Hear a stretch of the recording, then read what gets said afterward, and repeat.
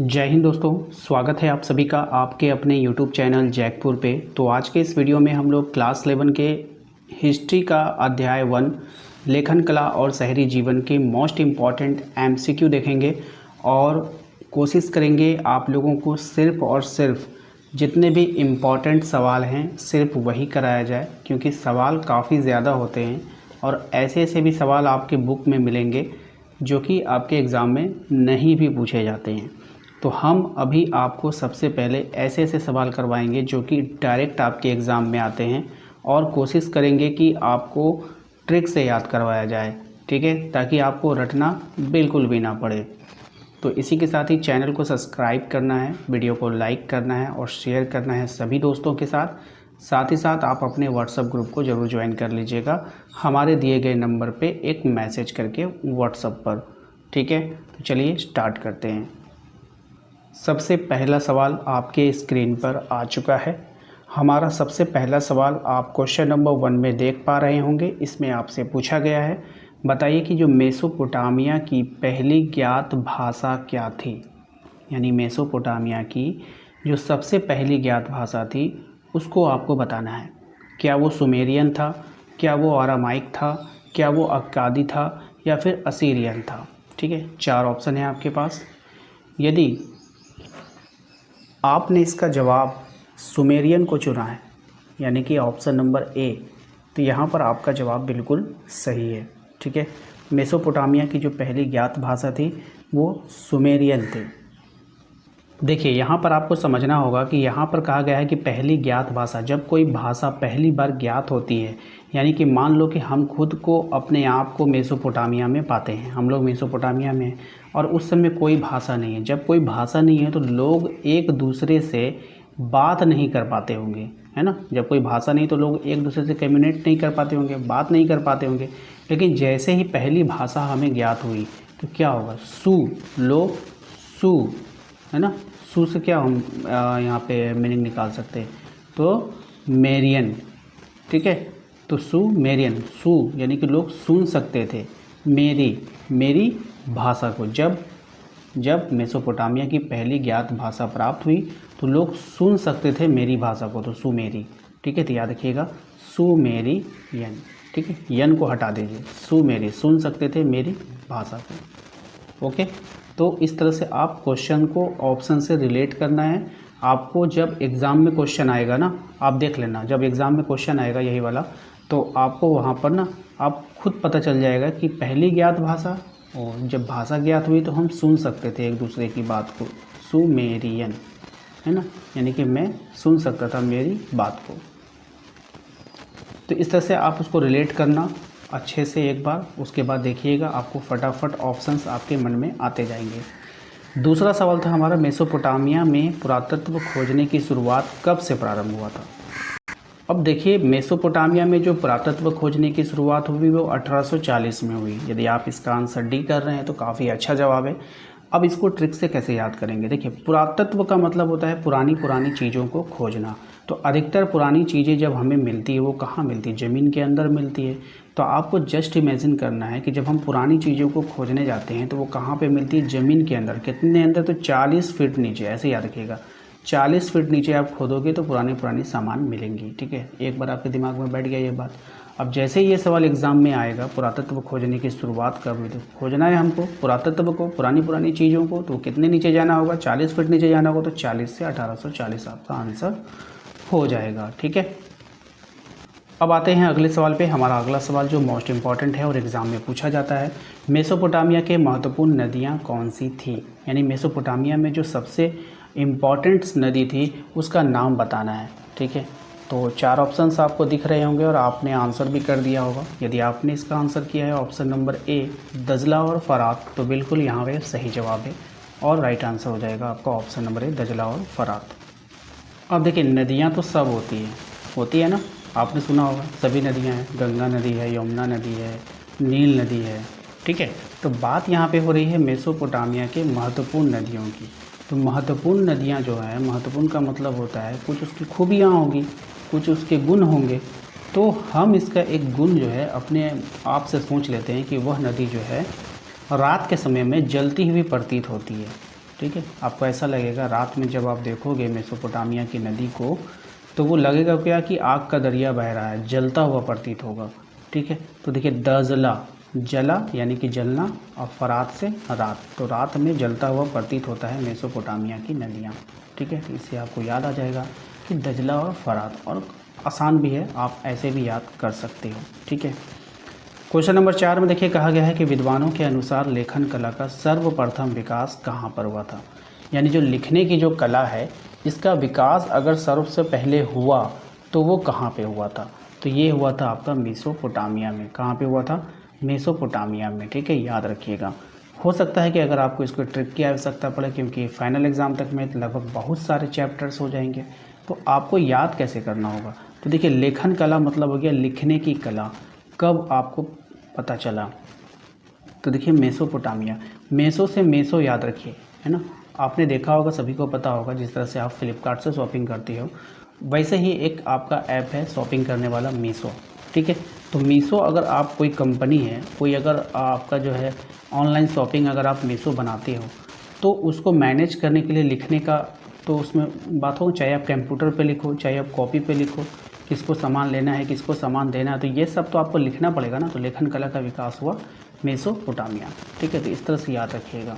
ठीक है, कोई भी काम करने के लिए आपको लिखना तो पड़ेगा भाई। ठीक है।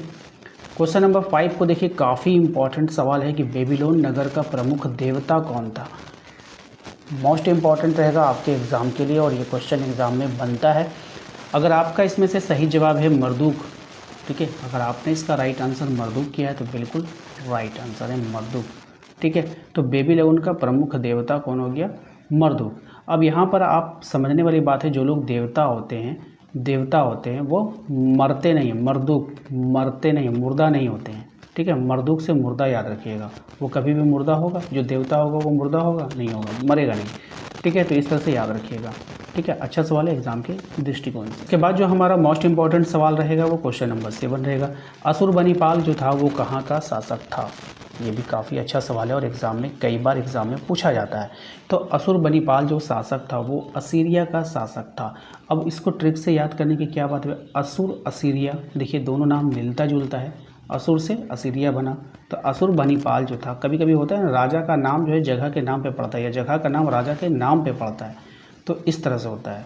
ठीक है। जैसे अकबर से अकबराबाद, अकबरपुर, अकबर नगर, तो इस तरह से पड़ता है क्योंकि अकबर राजा का नाम था।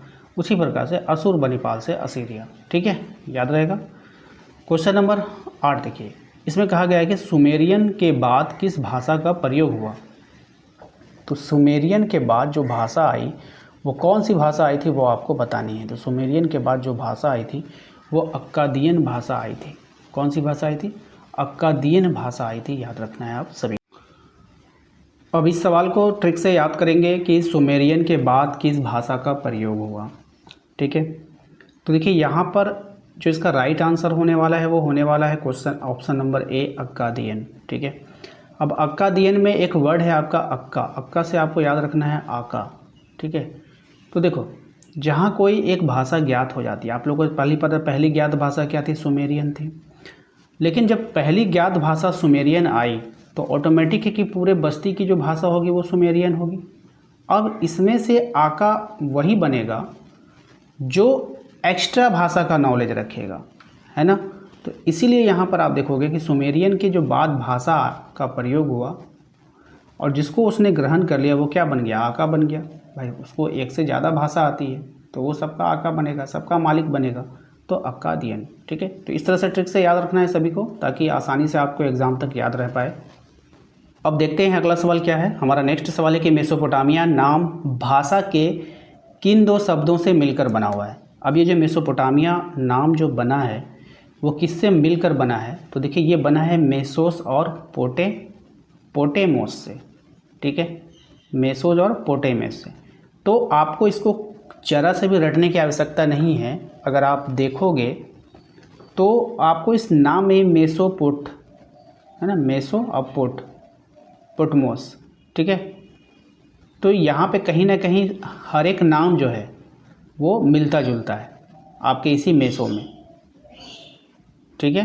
तो आप यहाँ से आसानी से इसको याद रख सकते हो। नेक्स्ट सवाल है कि मेसोपोटामिया में किन किन औजारों का प्रयोग किया जाता था। अगर आप इसको ध्यान से देखोगे तो कांसा के औजार का प्रयोग किया जाता था। ठीक है, तो मेसोपोटामिया में किन किन औजारों का प्रयोग किया जाता था, तो कांसा के औजार का प्रयोग किया जाता था। तो इसमें आप एक ट्रिक लगा सकते हो कि जैसे मेसोपोटामिया में जब भाषा आ गया तो पहले लोग कोई भाषा नहीं था, मान लो यहाँ पर एक कोई जंगली कुत्ता है, ठीक है, अब उसकी शिकार करना है इन लोगों को। तो जब इन लोगों को कोई भाषा नहीं रहेगा तो ये लोग हल्ला करेंगे तो शिकार भाग जाएगा, तो कोई किसी को इधर उधर भेज नहीं सकता था। लेकिन जब इनको भाषा की ज्ञात आ गई ना तो ये लोग एक दूसरे को फिर सुन सकते थे, समझ सकते थे।